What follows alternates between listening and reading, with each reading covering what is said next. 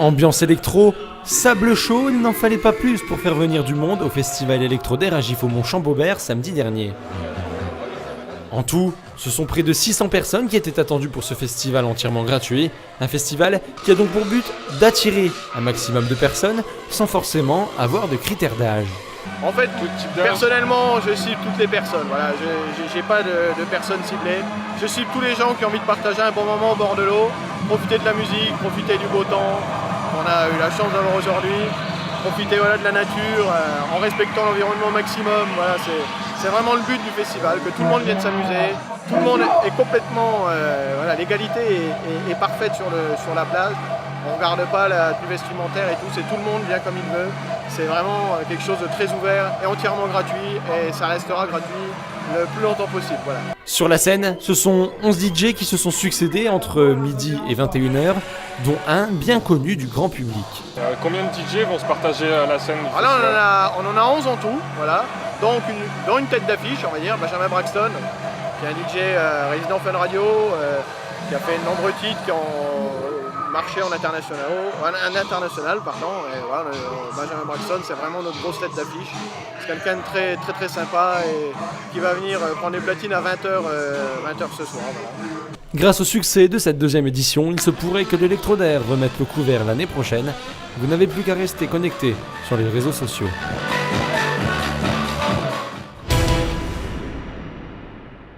Où vous baladez à Joinville. Le Petit Bois est un lieu apprécié des Joinvillois et des Joinvilloises, petits ou grands, pour le calme qui y règne. Ses nombreux arbres offrent de l'ombre et un peu de fraîcheur en cas de forte chaleur. Une aire de jeu est accessible pour les enfants. On vous emmène maintenant sur le quai des Peusseaux. Longeant les maisons du vieux Joinville, le quai propose une belle balade à travers la ville. Avec ses ponts datant du XVIe siècle, Petite Venise, comme on le surnomme à la vue de ses maisons se reflétant dans l'eau, est exclusivement réservée aux piétons.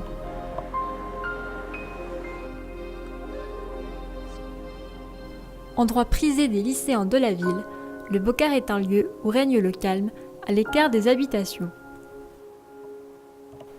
Des espaces de pique-nique au bord de l'eau sont disponibles pour passer d'agréables moments. Comme dans beaucoup de villes, un parcours de santé est à la disposition des sportifs. Parcours calme en pleine forêt, environ 3 km d'exercices vous sont proposés. Les agrès sont adaptés à tous les âges, avec leurs différents niveaux de difficulté. De quoi se maintenir en forme tout au long de l'année. À proximité du parcours de santé, vous pouvez essayer la promenade du château.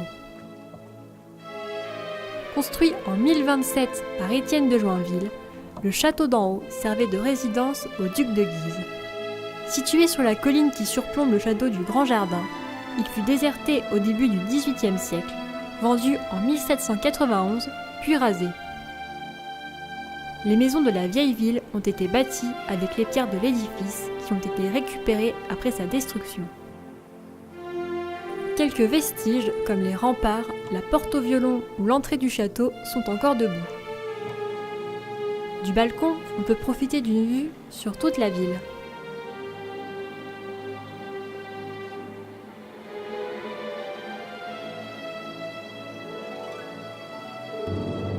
Pour finir, on vous emmène au Lacet de Meller. Situé dans le vallage entre Poissons et Montreuil-sur-Tonance, le site est surnommé la Petite Suisse, de par ses virages en épingle à cheveux, ses sapins et ses pentes abruptes. Métallurgique Park y a installé un parcours découverte intitulé l'Odyssée du fer et des hommes et se propose de retracer l'histoire métallurgique du département. Des panneaux sur les espèces protégées présentes sont installés, nous parlant du damier de la Suxis, du pic noir ou de l'alouette Lulu, animal menacé de disparition en Champagne-Ardenne. Le terrain, en partie endommagé par les bombes lors de la Première Guerre mondiale, dispose de nombreux chemins accidentés qui savent satisfaire les amateurs de vélos tout-terrain. Un belvédère a été aménagé juste au-dessus des vestiges d'anciennes mines de fer.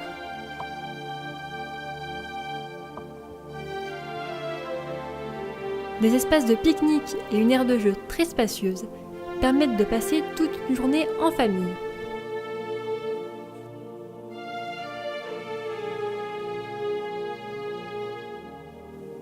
Avec une vue sur la vallée de Poissons, le lieu accueille chaque été une course automobile avec démonstration de véhicules anciens.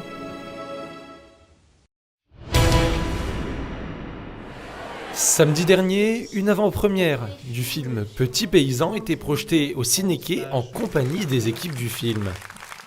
Petit Paysan, c'est l'histoire de Pierre, éleveur de vaches laitières, qui a repris l'exploitation de ses parents et qui doit faire face à une épidémie qui se répand en France. Et les hémorragies du dos, tout ça. Tu penses qu'elle a la FHD? Très bien. Dans ce cas-là, faut appeler la DDPP tout de suite. Tu veux faire tuer toutes mes vaches, là, c'est ça? Ça va. Ça va.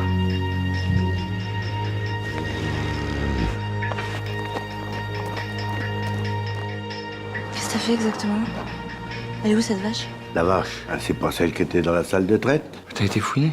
T'as tué une vache, tu lui as foutu le feu, on peut finir en tôle tous les deux pour ça, t'es au courant? J'ai sauvé les 25 autres. Après le visionnage, le public a pu s'adonner à des questions-réponses avec les équipes du film. En tout, 700 personnes ont assisté à la projection de Petit Paysan, nominé au Festival de Cannes 2017, mais aussi au Festival du film français d'Angoulême et la Semaine internationale de la critique. Un film superbe, magnifiquement bien joué, qui donne bien ce qu'est le métier d'agriculteur, surtout il y a un certain temps, parce que c'est plus aujourd'hui la même exploitation. Mais enfin, ce qui donne quand même les difficultés du monde rural et surtout la connaissance du monde rural envers les animaux et envers l'attitude que ont les agriculteurs pour les animaux. Ils aiment leurs animaux et ils aiment leur région. Voilà. D'ailleurs, l'acteur, on voit bien que c'est des vrais gestes qu'il a accomplis. Absolument. Il est devenu professionnel, d'ailleurs c'est ce qu'il a dit. Il a passé 15 jours dans une ferme pour s'habituer à son rôle. Donc c'est vraiment magnifiquement joué. Un film à découvrir dans les salles à partir du 30 août.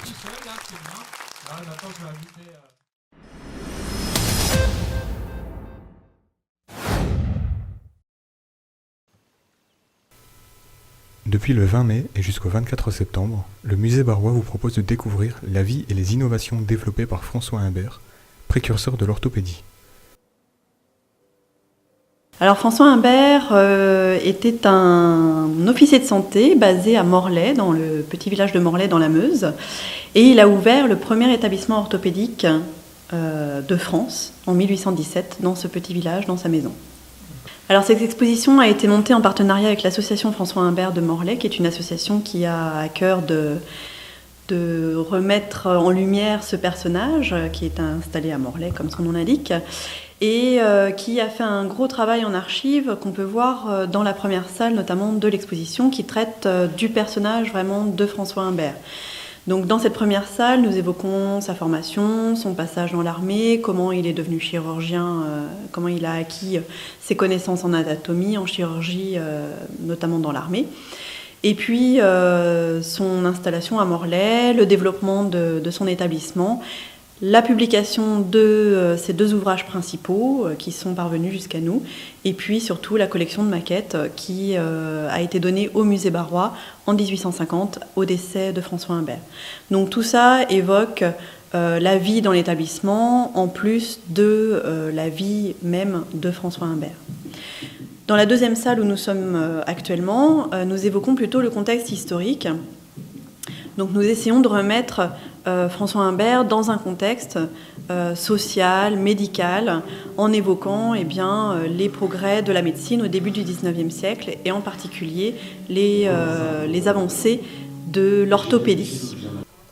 À travers tous ces objets, vous pourrez comprendre les méthodes de traitement, la vie quotidienne des patients, ainsi que leurs soins et loisirs dans l'établissement ouvert par l'homme de science en 1817.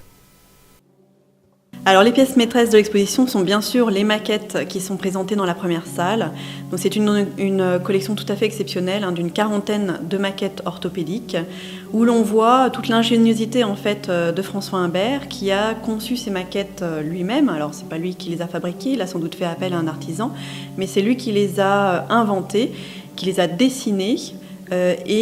Donc ces maquettes montrent les machines qu'il utilisait à Morlaix, qui étaient utilisées pour le traitement de la scoliose et de la luxation de la hanche. Et ce qui est remarquable, c'est que finalement, il cherchait à adapter chaque machine à chaque pathologie. Afin d'obtenir une collection représentative de la vie de l'homme, le musée Barrois a fait appel à de nombreux autres musées, associations ou bibliothèques. Nous avons fait appel à des musées de la médecine, puisque en France, il y a un certain nombre de musées de la médecine, souvent rattachés à des facultés d'ailleurs, qui existent encore et qui nous ont prêté un certain nombre d'objets ou d'ouvrages, voire de spécimens, puisque je vois en face de moi, il y a un beau spécimen de scoliose, par exemple. Donc tout ça, ce sont les musées de la médecine qui nous ont prêté. Et puis, dans la troisième salle, que je n'ai pas encore évoquée, nous mettons en valeur la collection même de François Humbert, qui était un amateur, collectionneur, qui a collectionné autant les œuvres d'art que la géologie ou l'histoire naturelle. Ces collections sont rentrées en grande partie au musée à la mort d'Humbert.